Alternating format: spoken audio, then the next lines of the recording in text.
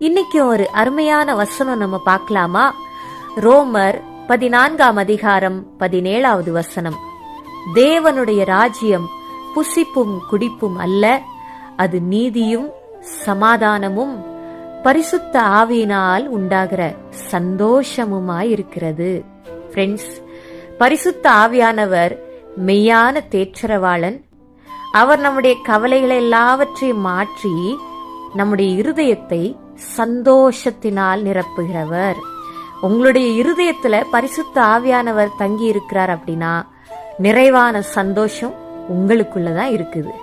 பரிசுத்த ஆவியானவரை எப்பவுமே உங்களுக்குள்ள நீங்க பாத்தீங்கன்னா, நீங்க அவரால் உங்களுக்கு கிடைக்கிற ஆசீர்வாதங்கள், மேன்மையான பொக்கிஷங்கள் எல்லாவற்றையும் நீங்க கண்டடைவீங்க. அதுல ஒண்ணுதான் சந்தோஷம்.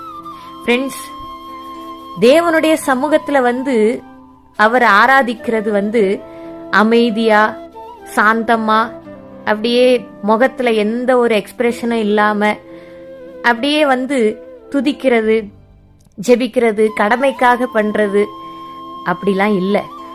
பரிசுத்த ஆவியானவர் அவர் கொடுக்கிற சந்தோஷத்தினால நீங்க எப்படி களி கூறணும் தெரியுமா?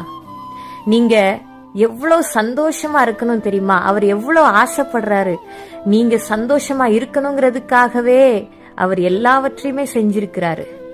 நீங்க அவருடைய சமூகத்துல சந்தோஷத்தை அனுபவிச்சு நீங்க சத்தமா சிரிக்கணும்.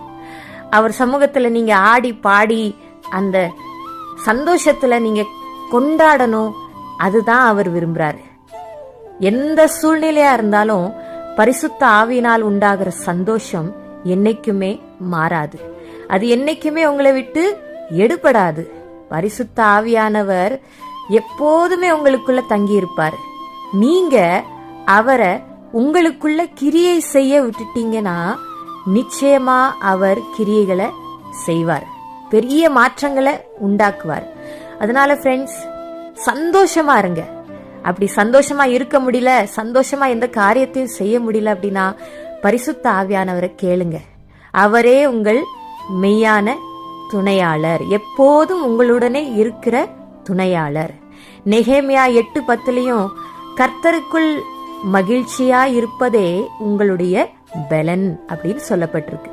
பரிசுத்த ஆவியினால் உண்டாகிற சந்தோஷமே உங்களுக்கு பலன். இந்த வசனம் இங்கிலீஷ்ல எப்படி சொல்லப்பட்டிருக்குன்னா, the joy of the Lord is your strength. கர்த்தருக்குள் மன மகிழ்ச்சியா இருப்பதே அப்படின்னு சொல்லப்பட்டிருக்கு தமிழ்ல.